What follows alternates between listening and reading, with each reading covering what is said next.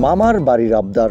Bangladeshi batter Saif Hasan মায়ের দেশ শ্রীলঙ্কার বোলারদের পেয়ে যেন মামার বাড়ির আবদারটাই মেটালেন। লঙ্কান বোলারদের বেধড়ক পিটিয়ে বাংলাদেশকে এনে দিলেন উড়ন্ত এক সূচনা।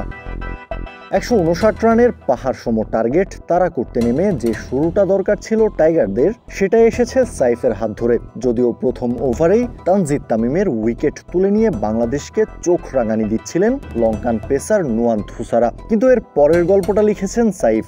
4 ছক্কার ধুমধারাক্কা ব্যাটিংয়ে মুগ্ধতা ছড়িয়েছেন দুবাইতে। লিটন দাসকে সাথে নিয়ে পাওয়ার প্লেতেই তুলেছেন 59 রান। ততক্ষণে সাইফের ব্যাট থেকে এসেছে 3 ছক্কা 1 4।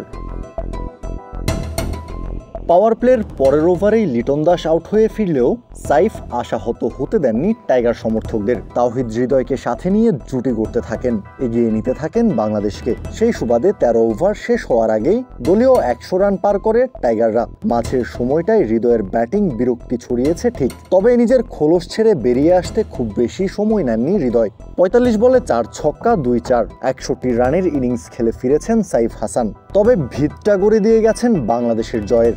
সাইফের পর টাইগারদের ত্রাণকর্তা হয়ে আসেন হৃদয়। মার্কাটারি ব্যাটিংয়ে তুলে নেন এক ঝড়ো 50। আর হৃদয় সাইফের ব্যাটে ভর করে সুপার 4-এর প্রথম ম্যাচ জিতে এশিয়া কাপ শিরোপার দিকে এক পা দিয়ে রাখল বাংলাদেশ।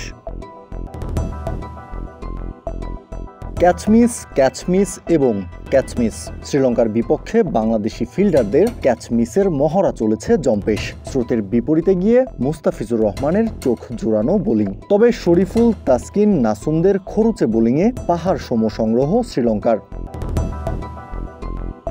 ক্ষণিকের বন্ধুত্বের চ্যাপ্টার ক্লোজ।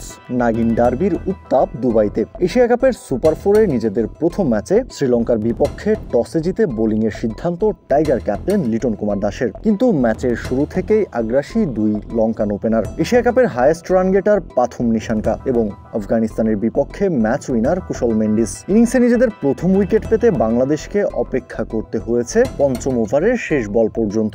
তাসকিন আহমেদের গুডলেন্থের বলে ফ্লিক করতে গিয়ে সাইফের হাতে ক্যাচ দিয়ে 15 বলে 3 4, 1 ছক্কায় 22 রান করে ফিরে যান নিশাঙ্কা। তবে অন্য প্রান্তে মেন্ডিসের মার্কাটারি ব্যাটিং তখনও অব্যাহত। পাওয়ার প্লের 6 ওভার শেষে লঙ্কানদের দলীয় সংগ্রহ 1 উইকেটে 53 রান।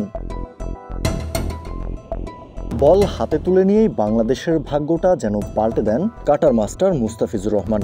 সপ্তম ওভারে বোলিংয়ে এসে খরচ করেন মাত্র 3 রান। চাপে পড়ে যায় লঙ্কান ব্যাটাররা। ঠিক পরের ওভারের চতুর্থ বলে শেখ মেহেদীকে সুইপ করতে গিয়ে সাইফ হাসানের হাতে ধরা পড়েন ইনফর্ম মেন্ডিস। নবম ওভারে কোনো বাউন্ডারি হজম না করে তাসকিন দেন মাত্র 5 রান। অর্থাৎ পাওয়ার প্লের পরের 3 ওভারে লঙ্কানরা তুলেছেন মাত্র 12 রান, হারিয়েছেন একটা উইকেট। ব্যাট হাতে ক্রিজে আসার পর থেকেই ধুঁকছিলেন কামিল মিশারা। 10 বলে 5 রান করা মিশারা 10 ওভারের প্রথম বলে রিভার্স সুইপ করতে যান শেখ মেহেদীকে। ব্যাটে বলে করতে পারেননি। শেখ মেহেদীর বল হিট করে ডিরেক্ট স্ট্যাম্পে। আরও একটা উইকেট পেয়ে ম্যাচে দারুণভাবে কামব্যাক করে বাংলাদেশ।